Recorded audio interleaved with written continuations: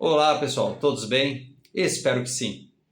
No 10º trabalho de Hércules, vimos que Hércules deveria, a tarefa dele era ir lá ao fim do mundo conhecido, conduzir o gado vermelho de Gerião até o palácio do seu primo, o rei Euristeu. Aqui agora neste vídeo nós vamos conhecer os símbolos que estão representados ali dentro deste trabalho. Vamos traduzir esses símbolos. Já vou avisando, este trabalho vai muito além de um simples roubo de gado.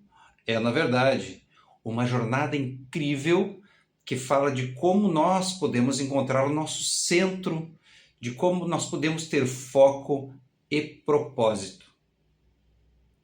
Viajar ao fim do mundo conhecido, que é o que Hércules fez, é um símbolo que nos inspira a extravasar os nossos limites, sair da nossa zona de conforto, buscar algo diferente daquilo com o qual estamos familiarizados. Essa é a representação dessa viagem ao fim do mundo, sair dos nossos limites.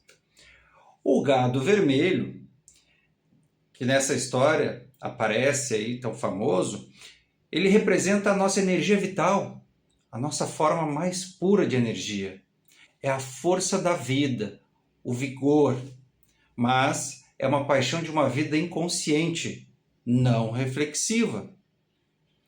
Quando essa energia ela existe ali, sem nenhuma direção, sem nenhum propósito, fica meio presa, só ligada nas coisas do dia a dia, ligada ao mundo material.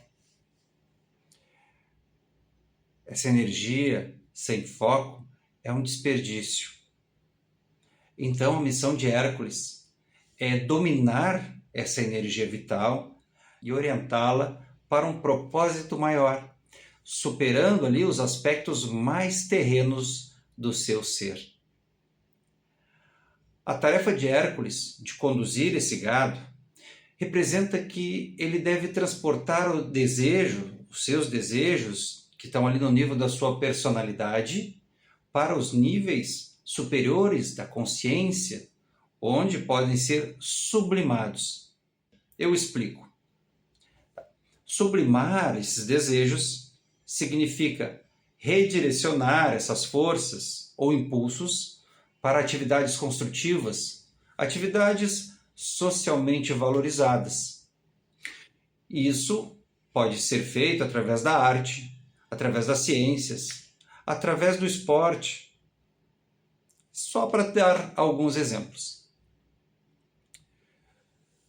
O Gerião, aquele monstro com 3 corpos, 3 cabeças, 6 braços, ele representa ali os aspectos mental, físico e emocional do ser humano, que estão unidos, mas voltados em direções distintas.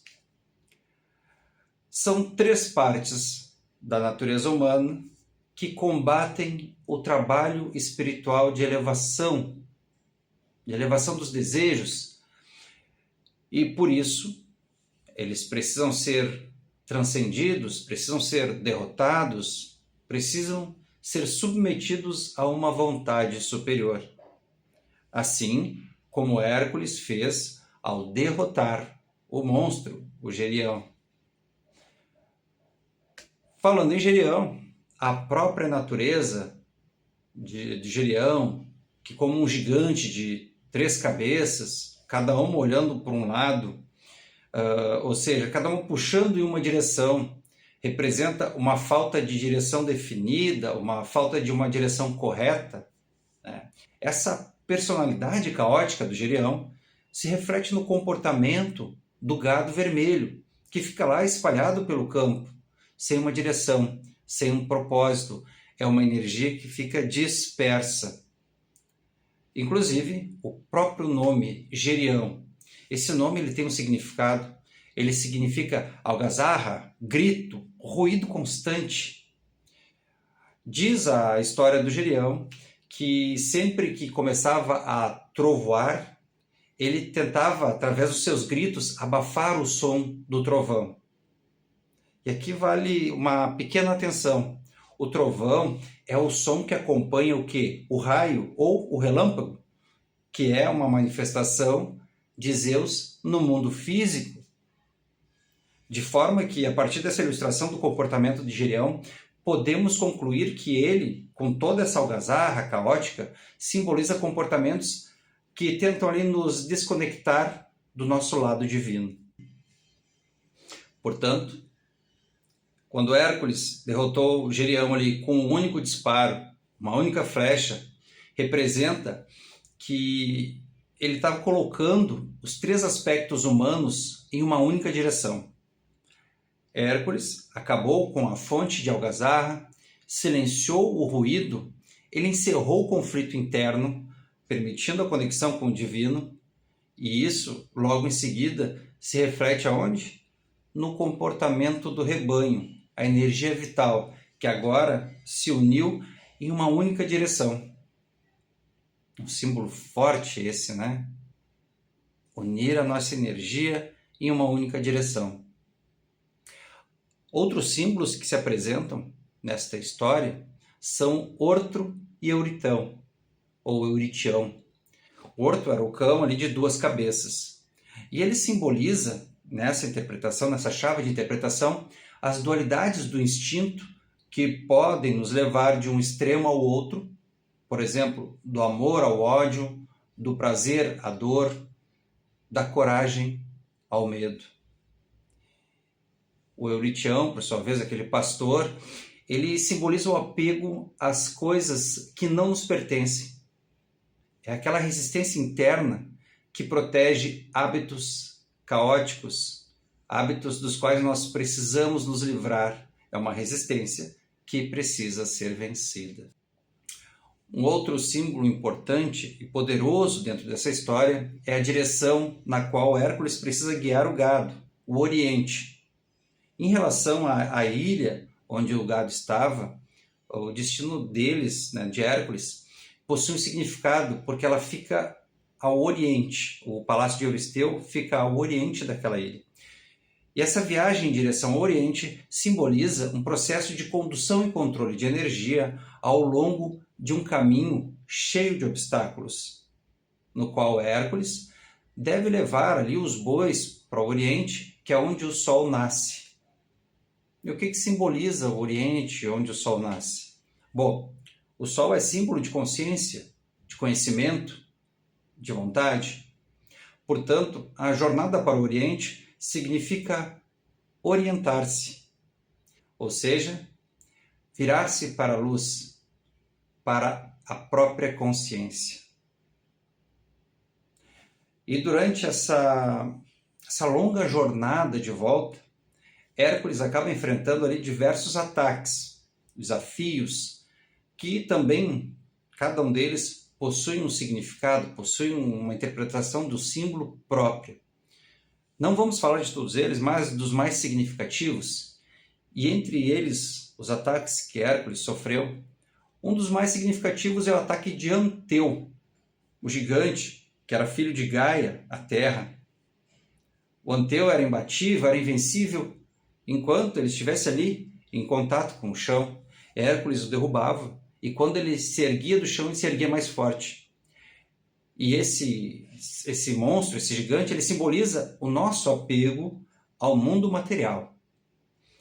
As distrações e os vícios que nos prendem ao plano terreno nos tornam imbatíveis na nossa resistência à mudança. No momento em que Hércules ele ergue Anteu do chão, foi o momento que Hércules venceu, porque cortou o contato de Anteu com a fonte do seu poder, poder material, da terra.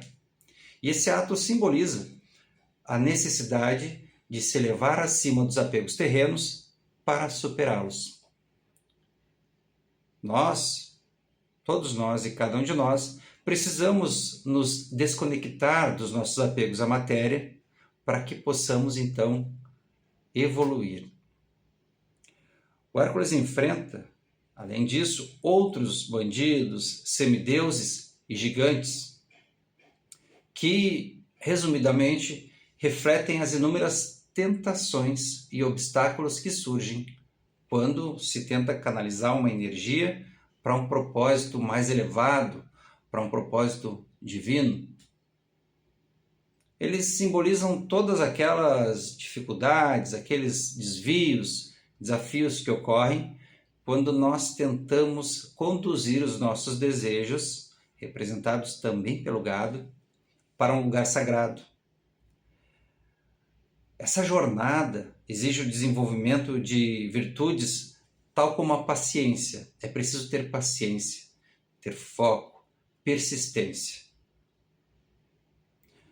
O ataque final que o gado, que Hércules e o seu gado sofreram, foram os moscardos gigantes, né, as mutucas gigantes que Hera enviou quando ele estava quase chegando ao seu destino.